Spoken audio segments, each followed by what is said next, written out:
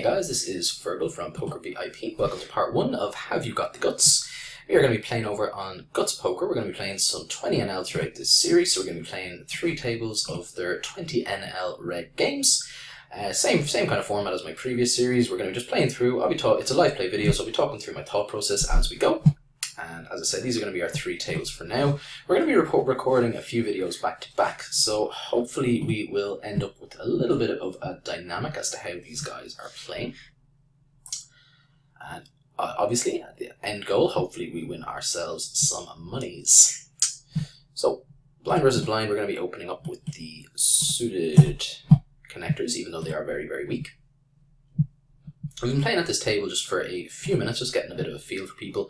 Unfortunately, this gentleman has just sat out. We were hoping that he was going to stick around with his kind of stack, but it looks like he might be leaving, which would make me sad.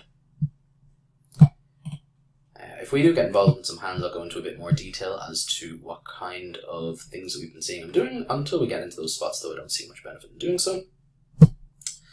Jack Queen here versus the early position ISO is just going to be a fold. It's not going to flop well enough, and when it does flop kind of top pair type hands, it's going to be in a reasonable amount of trouble when any sort of significant money goes in, so we're just going to let the Jack Queen go. 7 deuce is obviously going to be a fold facing any kind of action. Or sorry, we were under the gun there, I thought we were in the big blind, but yeah, obviously a trivial fold. 8-9 here has some potential to be defended. I'm not planning on doing it versus an under the gun opener though, so let's just let that one go and move along. Ace-10, we will certainly be playing them. That's not true, almost certainly. It's going to flop well enough that we're happy enough. If we see the problem with 3-betting, like a lot of the time we will use this as a 3-bet hand, but versus this kind of stack size, it makes a lot of awkward decisions possible. He min-bets, we're just going to check call. We could have check raise there, but mainly because he just min-bet, but we're happy to check call and just keep the pot a little bit small for now. He's sized up, which isn't terrible for us. We're just going to check call down here. And we're going to let our pair go. When this guy bets into a multi-way pot, we expect him to be able to beat a 9 pretty frequently. We're just going to check again here with our top pair, decent kicker, and not plan on folding. I mean, we're going to be beat here sometimes, there's no doubt about it. He can have ace-king, ace-queen, ace-jack, as well as some of the other ace-x, but I think we're too strong. We've played it too passively to ever consider folding here. And he's just value betting a worse ace, which I'm pretty surprised at. I would have expected him to be checking back there. If we were going to win there, I was expecting to see a bluff with a missed flush draw, those types of hands, rather than a value hand.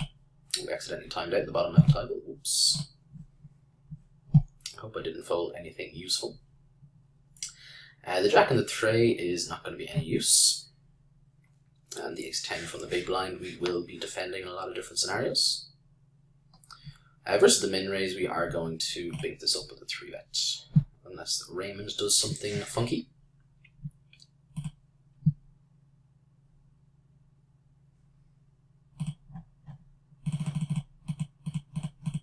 So normally we would be 4xing it to 160. When this guy is called along, we're going to add an extra 40 cents on top though, so we're going to make it €2 to go if these guys want to see a flop. If we just take this down, we pick up a few big blinds without a fight, which is fine by us, and we have a reasonable hand if we get called as well. We're happy that this guy's folded. This guy has shown a lot of weakness by just flatting here, so if he calls, I'm actually pretty indifferent. We can take ace-10 against his range when we have position on him. I'm definitely happy to get the button to fold them. And this guy folds, which is the best case scenario for us, there's no doubt about it, but as I said, I wouldn't have hated if he had called.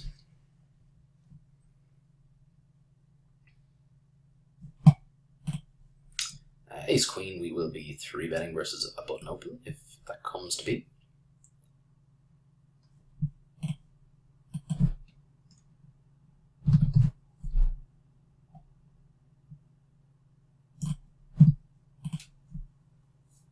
So he makes it 60, we make it 240 to go, sir. Don't really have much information about this guy, so he calls. We are going to start this off with a check, and we're not planning on check folding just yet. We're still ahead of all of his decent broadways, except for ace-king, which isn't all that likely. Pretty happy to see this go check-check. I think ace-queen has a lot of showdown value now, so we are going to continue checking. This is a really weird card from to bet because he shouldn't have that much 5x. So we're happy to check call down here. Like when he bets here, I expect him to be bluffing pretty frequently. So we're not planning on folding here.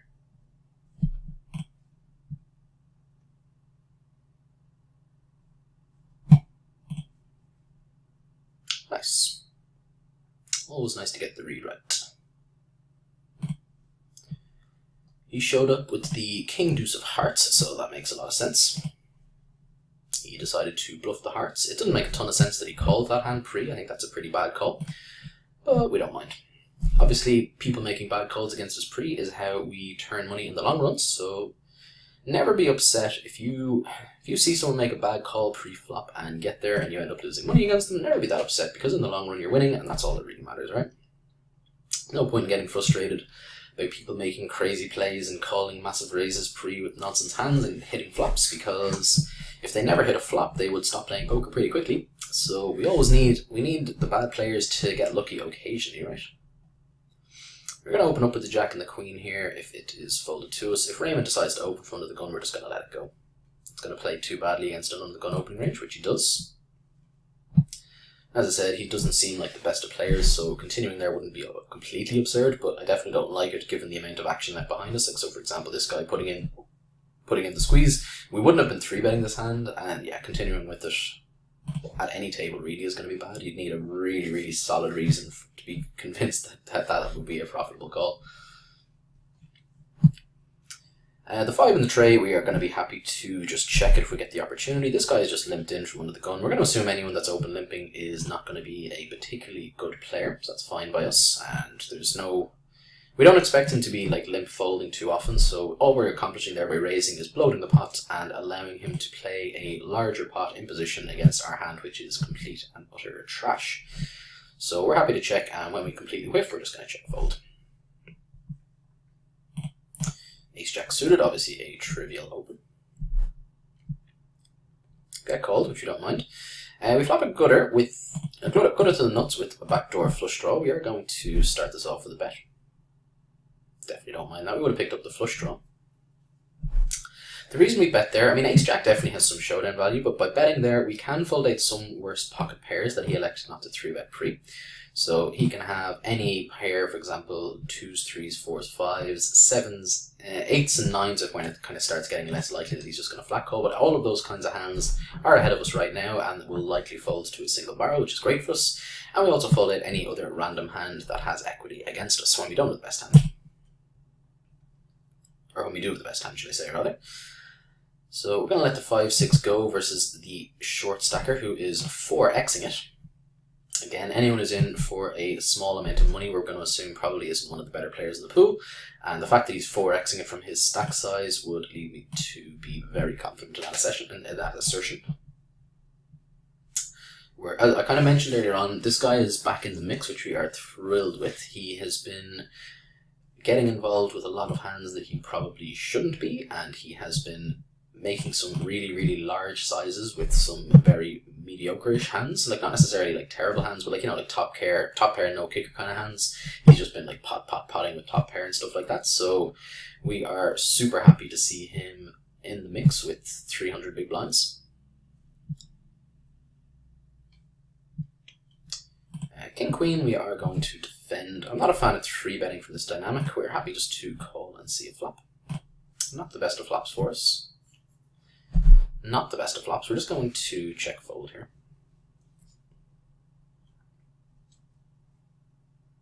Promising that it's gone check, check. We're going to lead here now. Purely as a bluff. If he doesn't have, I mean, it's pretty unlikely he has a pair. Unless he has exactly like hands like ace-10. That's about it, really. It's very unlikely he has any overpair, certainly, because he didn't bet the flop. And he can have like ace-highs that we want to get to fold, and he might call with ace-high here, but I think there's a pretty decent chance he folds those types of hands, since, you know, that board in general is going to hit us reasonably well, so it's not like he can... Our range is relatively uncapped there. Like, all we did was we defended pre. It's a board that favors our range, and we checked the flop to him, which definitely doesn't necessarily show weakness because, you know, checking to the razor is pretty standard. So we're pretty uncapped there. We can have all sets, we can have straights, we can have 2 pairs and stuff like that. So not shocked to see him not playing back at us.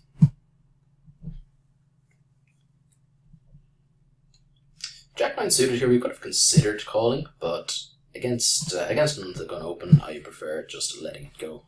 Just because it's going to be too difficult to extract value post-flop when we do hit strongly. Here we were just getting 5 to 1, so we flicked in the 10 cents to see a flop with a connected hand.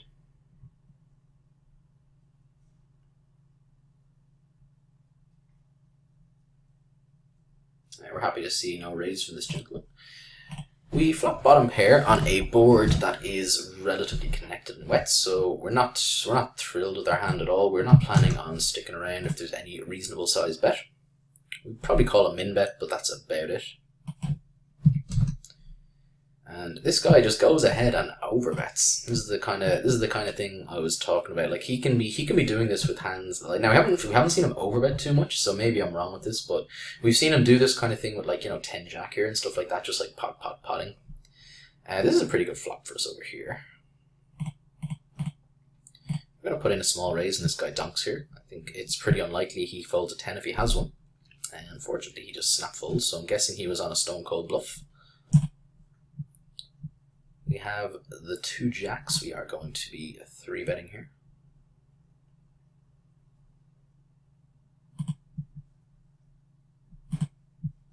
And we have a queen and a queen, so we are going to be playing this pretty aggressively on the top right table. So far, this table seems by far the best one that we have, from what I've seen.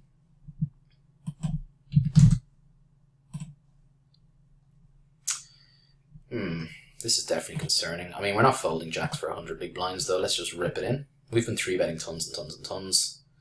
So we just need to win a flip. That's a bad start. And that is a bad run out for us.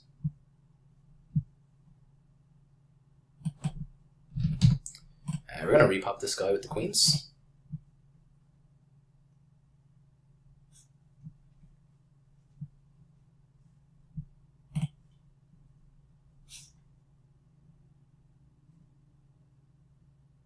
There's not too much king X I'm afraid of here.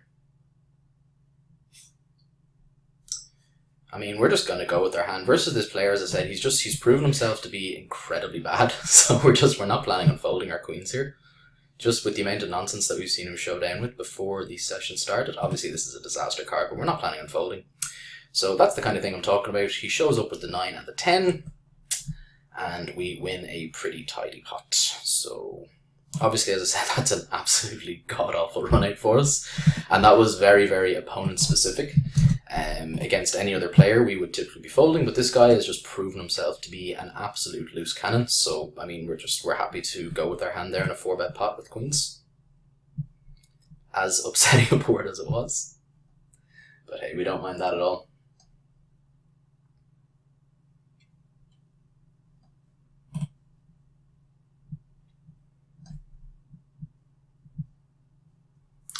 We pick up second pair with the queen jack. Betting doesn't accomplish too much here. I mean, obviously we're never getting a king to fold, and he can't really call us with that many worse jack X either. He can have some draws like, you know, queen 10 and stuff like that, but that's not all that likely.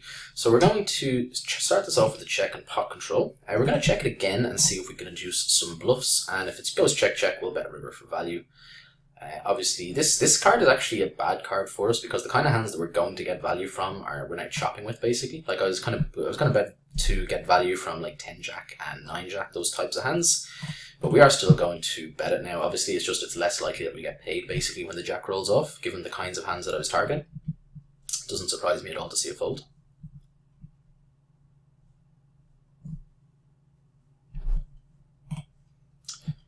The 4 and the queen, we are going to be letting go. I'm really happy that we got to see that hand get to showdown as well versus this dude, because so far we've seen him like play that kind of like take that line with a lot of like the only hands that we've seen get to showdown he's had like kind of middling top pairs with, but he's been doing it enough that it does seem like he's very capable of bluffing, and obviously our guesses there have been proven correct that he's very capable of bluffing in those spots. Like, I mean, he's 3-bet calling 10-9 and then just potting with the, like, yeah, gut shot, right? So those types of hands that we get to see are fantastic for us. It means that we're going to be able to adjust our play even better against this guy in the future and be actually really, really happy about calling down with queens in that spot, because he can just be doing it with such nonsense.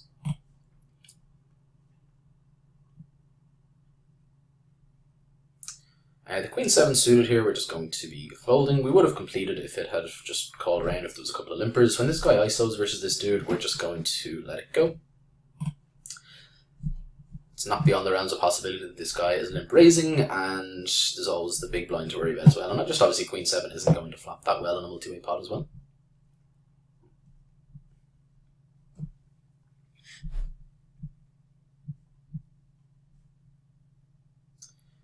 Queen Deuce we will let go, as we will the King of the 4 versus the button open. Trying to defend there would be a blunder.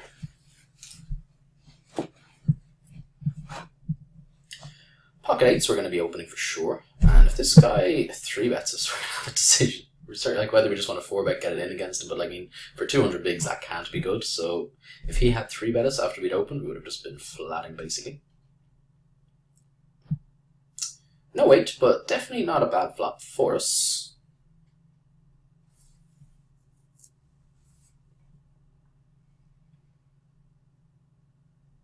The only way we'll fold here, if this goes bet and this guy calls, then we fold. Although not to that size. I meant if he had bet like a normal amount. Now we must call just because we're getting too good a price. We could have actually considered a small raise there, because no one's showing any particular amount of strength. But if the problem with raising is that we pot commit ourselves versus this guy, which is not good for us.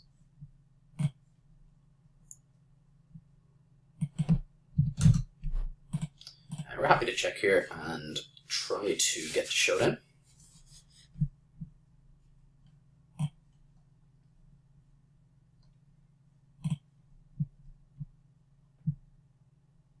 Pretty surprised that this guy shows us worse than a 10 here.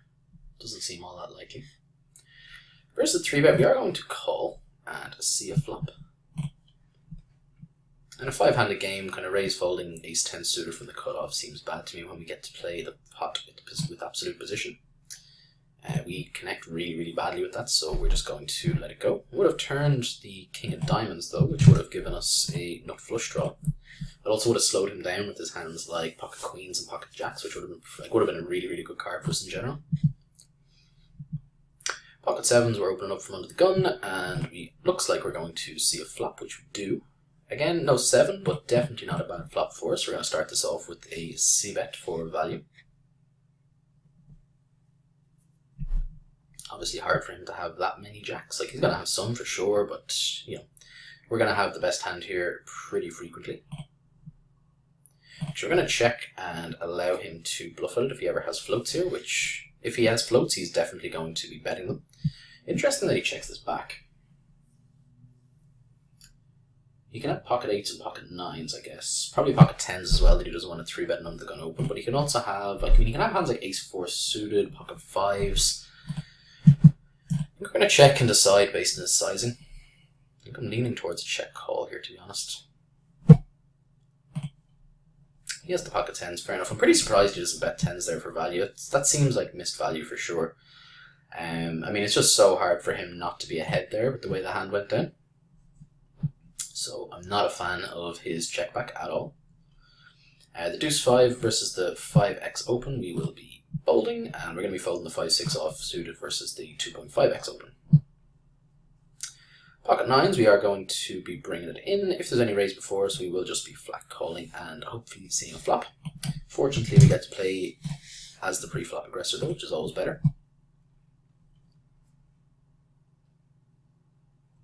We do see a flop. Comes ace high, which we definitely don't mind. We're going to have, in general, this board is going to be better for us than it is for him. I'm going to start this off with a bet, purely because if we check back, there are a lot of cards that we don't want to see in the turn. And I think this is a board where he should be playing pretty damn honestly against us. So I expect him just to be check folding there a fairly reasonable percentage of the time. He does check call, which is concerning. Now, it doesn't necessarily mean that we have the worst hand. He can have heart draws, he can have some 8x, I guess, some worse pocket pairs that he just decides to get a little bit sticky with. Ace is a good card. Obviously, it reduces the amount of ace-x combos he can have, which is good for us. If he leads here, we'll be in a tricky spot then.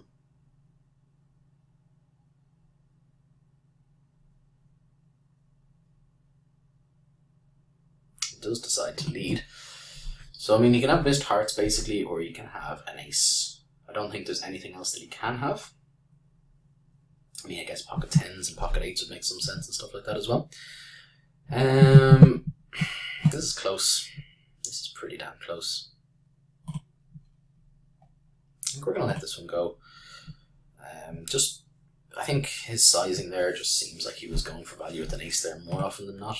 But I wouldn't have hated a call down there, but yeah. We check back the turn here just to pot control it a little bit. Again, it's just the sort of hand, getting 3 streets of value seems incredibly optimistic, and we are just going to call down here. Definitely not shocked to see that we're beat, but I mean, I think we're just too strong there to ever consider folding, and we're happy that we check back the turn to pot control. We have the Jack-King suited, or the Jack-King offsuit rather, should I say, on both tables. We take it down on one. Are we going to take it down on the other? This guy calls again. We definitely don't mind that at all. We definitely don't mind the wild players sticking around and seeing flops with us, that is for damn sure. We flop top pair. We are going to check to this guy and to induce just because he has shown himself capable to be bluffing, so we're just going to do that.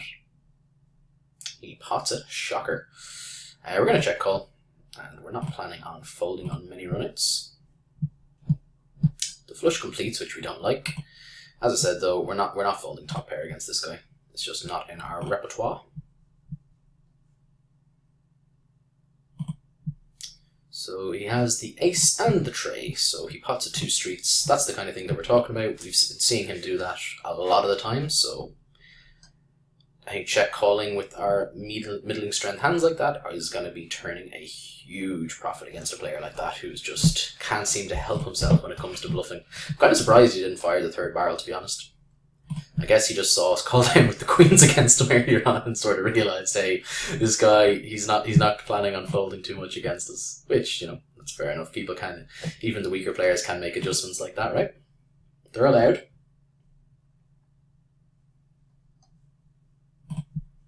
So, how are we doing? I think we're up for the session. I know we lost, I can't remember if we lost a full buy-in on one of the tables. I know we got Jackson versus Ace Queen. I think it was down here. We're up a decent amount here, and we're about break even over here, so I think overall we're up a little bit, but definitely not a significant amount, but some I think.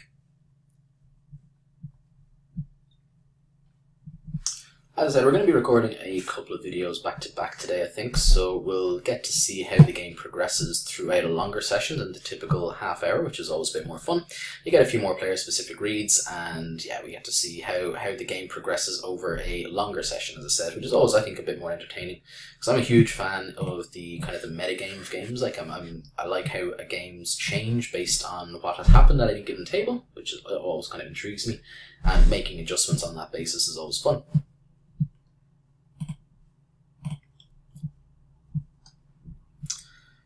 King 5, it's a reasonably large pot. Obviously we would have had top pair here, but it looks like there's a decent amount of action in a multi-way pot going on, so it's pretty unlikely our King 5 would have been ahead. We don't get to find out. King 4 suited, we are happy enough to open it up here. The only way this table could be any better over here is if we switch seats. If we had position on this guy, we would be incredibly happy. We'll have to make do though. We're going to check back the King 4 suited here. This board is going to have hit his range reasonably often, so what we can do is we can go for a delayed turn c-bet. The ace is just a perfect card for us to do it on as well, so we are going to fire here. We can actually fold some of his like 10x here. So we're going to bet here, and we're going to fire on rivers. Oh, that's a really bad river for us to fire on. I was planning on firing a second bullet here, but on the ace we're just going to check it back and give it up. Worked out okay. Obviously he was not planning on folding his top pair there, I don't think. The reason that we were going to fire a double street was to fold out his kind of like 10 jack kind of hands that might peel, and probably even a queen, to be honest, if we double barrel there. If he has like a hand like king queen that checked us and we disappointed by checking back, he obviously hates the ace, and if we fire 2 streets he probably folds those types of hands, but he probably calls the turn with his pair and gut shot, which would make sense, and then gives up on the river. So that was my logic behind wanting to fire a second barrel. Obviously when the ace pairs though, it's way less likely that we get those hands to fold. So fortunately it saved us money though.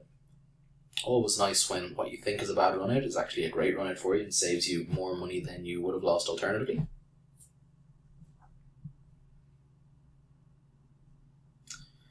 King 10 under the gun, when it is suited we are going to be bringing it in for an open.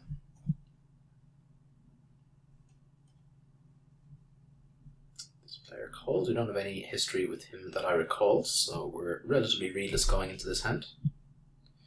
Flop an open-ender. We block some decent Queen X and some Jack X. We have like block hands like 10 Jack and Queen King and those types of hands. We are going to fire a c-bet here with the intention of barreling a decent number of turns. Hopefully we just big the nuts with an offsuit 9. 9 of clubs, for example. If we get called, if we take it down now, that's definitely a good result as well. Which we do, we don't mind that at all. The Jack and the 4, we will be just folding. We got to see a free flop. We didn't connect. We are just going to let it go now. And the deuce of the Jack, we're not planning on doing much with either. We're going to squeeze it up here just purely because this guy hasn't shown much strength. This guy has shown even less strength just by flat calling. And yeah, we're just going to bink it up and expect to get 2 folds here really frequently. Which we do. So free money is always good money. We never mind that. Normally 9-7 offsuit would be in our opening range from the button, but with this wilder player in the big blind, he's going to be putting us in a lot of awkward spots. So as I said already, our general strategy is to play a much more value-orientated strategy against him. Hands that are going to flop good top pair hands, as well as strong pocket pairs. And yeah, just go to town basically, go to war. But opening the speculative hands there when he's 3-betting tons and when he is calling very, very liberally and then just like really, really keen at taking down pots by bluffing at them, hands like 9-7 just are going to be a nightmare to play against that kind of player. The 8-9 is close. We're going to bring it in for an open. We don't have too much. This table seems to have been a bit one of the more passive tables. We haven't seen a huge amount of action ongoing at it, or at least I haven't been involved. I haven't been watching the tables too closely, but it hasn't seemed like it's been a particularly wild table, so we're happy to open up our opening ranges conversely compared to over here. We get 3-bet. We get 3-bet absolutely massively as well. We're just going to fold here, obviously.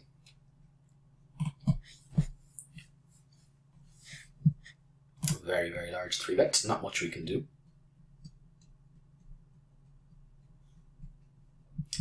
And the 3 and the 7 over here, we are not planning on doing much with. We are going to just check it and see a free flop. Hopefully we flop triples. Nope. The king and the 5, we are going to bring it in for steel blind versus blind though. We get a call and we're going to fire just one and done here. We'll make it 70 cent to go. This isn't a very good board for us, but fortunately a snap fold, so that's a solid result. We don't mind that.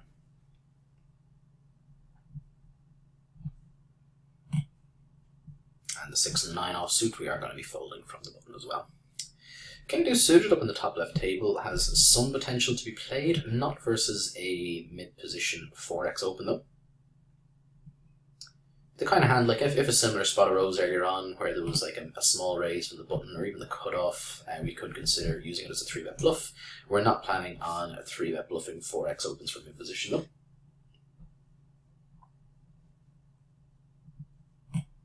So no flop, that's okay though. 10 jack suited we will probably play. Again, it always depends on the action before us, but there's a very, very high chance that it will be in our repertoire.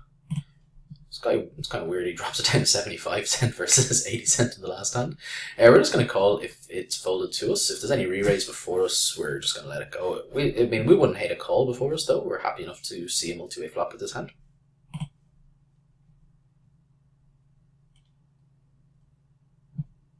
So Raymond 31 making his decision. So he folds, we're just going to flick it in. It sucks the red position, but we have a hand that's going to flop pretty well overall, so let's go ahead and see what happens. We flop a gut shot with some backdoor potential. We hit our gut shot, which we like. We're going to check and raise. I expect him to bet this reasonably frequently when we check to him twice. That's upsetting. It's going to be pretty difficult to get paid here, but we've got to try. Let's just go on the larger side and hope he has a hand that will call us down.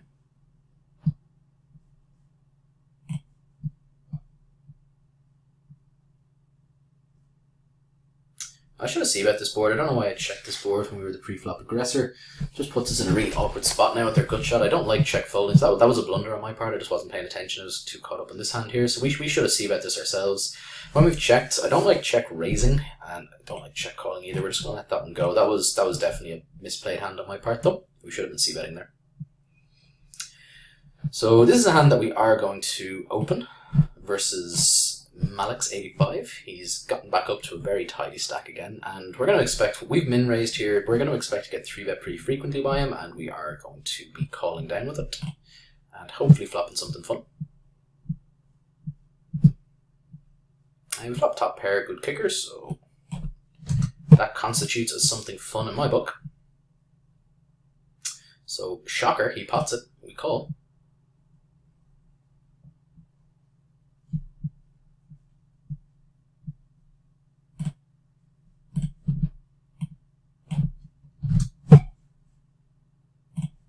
We're going to call again. Problem is he definitely has some 2-pair combos here now.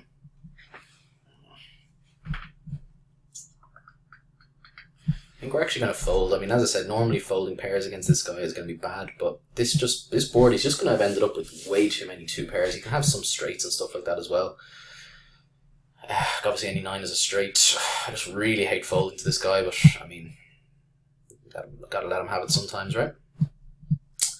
We have a jack and a jack now. Let's hope we can go to war.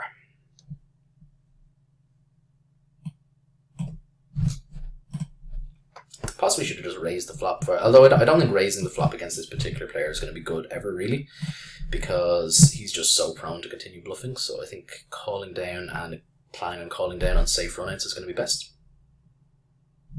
So we're going to play this hand, and we're going to wrap up this section of the video. This is going to be the last hand of it.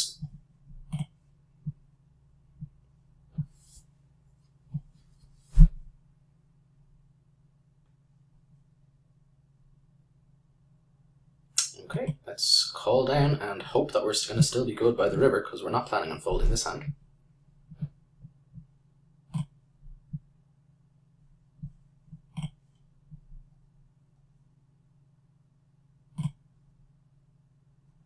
Here's the queen and the jack.